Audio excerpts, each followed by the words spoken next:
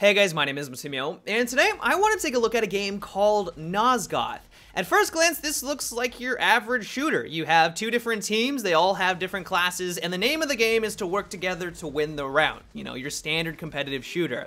And while Nosgoth at a basic level is that, the developers decided not to go down the easy path. They made their lives a little bit more of a nightmare, and they made it so that each faction plays out completely differently.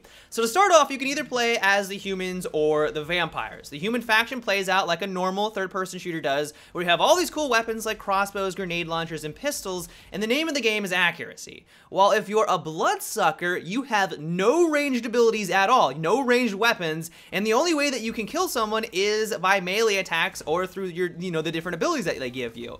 The result of this is a shooter that deviates miles away from the competition. Like, I haven't heard of a game that has done this in a very long time, and for the most part, they did a really good job with it. And so because of this dynamic and the way that the mechanics works for both of the factions, the vampires assume the role of the hunters. You can jump onto buildings, prowl through the streets, and the general sense that you get when you're playing as this faction is that you're stalking someone. It's really cool, it's really well done, and a tactic that I noticed a lot of people were using was that they were trying to separate the humans from each other so that they could isolate someone and then just murder them ruthlessly. As the humans, though, your tactic and the way that I noticed a lot of people were playing together was to stick together as often as you could. You cannot lone wolf in Nosgoth. You can try, but you're gonna die. Like, there's no way you as a human, or even really as a vampire, can go off by themselves and win the game for your team. It just simply isn't gonna happen. Individual skill matters in this game. Like, don't get me wrong, there is gonna be some skill involved, but you are not gonna be able to have a lone wolf mentality, and the only way that you're going to be able to secure a victory is if you work with your buddies. And so playing as the humans, being in a clump is like the best way to go about it. You may have to separate because there are some separation tools that the vampires have, and that's one of the ways that they try to make you isolated from your teammates. But as long as you can stick together and you're not just running out in all different directions, you have a fighting chance. Like, your weapons hit hard, and because of course they're ranged weapons and the vampires are all melee, as long as you're able to focus fire someone down and you can kill them, 3 versus 4 at that point is a massive advantage in your favor, and you can usually take all of the other vampires that try to swoop in at that point. But the main takeaway that I'm trying to illustrate here is that this is a highly competitive game, and the developers have flat out said that they want this to be an esports game. Like, they want this to be a game that everyone goes to have that competitive action. And so if you go into this assuming that you can just swoop on in as a solo vampire and kill their entire team by yourself, you're in for a rude awakening. While you may be able to do a little damage to one of the humans,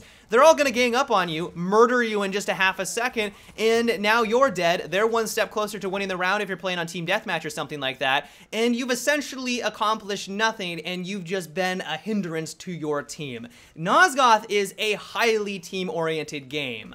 I should mention that there are 4 different classes for each of the factions. If you're playing as the humans, there's like a hunter, a bowman, a grenade chick that throws grenades everywhere, or a grenade launcher, and all of them, of course, have their strengths and weaknesses and different abilities that they can use. And on the flip side, if you're playing as the vampires, they have a guy that can fly around, pick people up, drop them on the ground, one way to separate them. There's also a guy that can assume the form of a human so that he can be like an infiltrator and just to kind of get behind enemy lines or sneak on in without them knowing who he is. There's a juggernaut. Like, there's some really cool different classes here, and depending on what class you're playing on and depending on what class the enemy is using, you have to work your tactics or you have to approach the combat differently.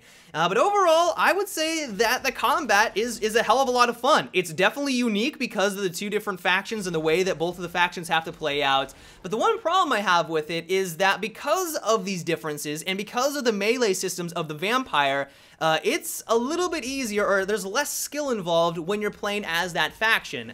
When you're trying to kill someone as the vampire, you swoop on in, you use your couple of abilities, but there isn't a whole lot of accuracy that you have to partake in. Like, you look in the general direction of the enemy that you want to kill, press the trigger finger or hold down on the trigger finger to go for a nice little leap, and your character does all the work for you. Like, as long as you're getting near the enemy, you're gonna swoop on in, do a bunch of damage, and that's how you kill someone. On the flip side, if you're playing as the humans, you still need to worry about your cooldowns. You still need to worry about when to use your abilities at the right time, but you also have to aim at your enemy. Like, you have a crossbow, you have a grenade launcher, and those shots have to line up for you to do any damage. And so I found personally that when I was playing as the humans, when I was getting kills, it was more rewarding because I had to rely on my accuracy a little bit more compared to the vampires. And while it's still fun to slash someone and murder them and then take a big bite out of them to regenerate my health as the vampires, it wasn't nearly as satisfying because when you get really down to it, the combat is incredibly basic for that faction,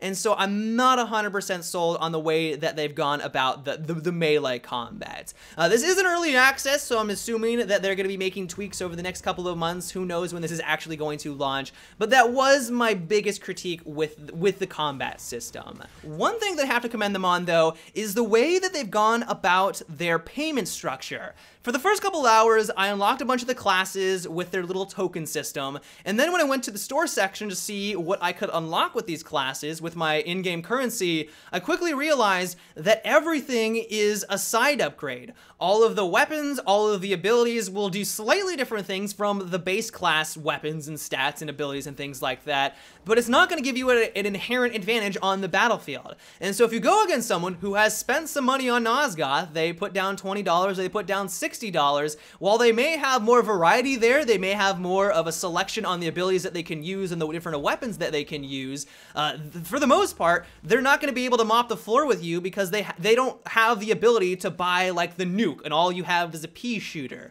That is awesome. I really appreciate the way that they've gone about this system. Sure, some of the upgrades might be slightly better than the base stats and the base class, but when I was playing against these higher level players and these higher ups and people that have spent money on this game, I didn't feel like I was at this disadvantage compared to other free-to-play games. So I really have to give a tip of my hat to the developers on that one. But overall, I am really satisfied with my playtime with Nosgoth. It still needs some work. There right now isn't enough content, I think, to justify spending a lot of time into it. Like, there was only Team Deathmatch and one other game mode, but as soon as they start to expand upon the game modes, maybe bring in more classes other than just the 4 for each faction, this game has a lot of potential. I cannot wait to see where they go, where they bring Nosgoth to, because I think that if done correctly, this could be a phenomenal game. But I'd love to know what you guys think about Nosgoth. Have you had a chance to play it? Have you been one of the founders of the game? Let me know down below.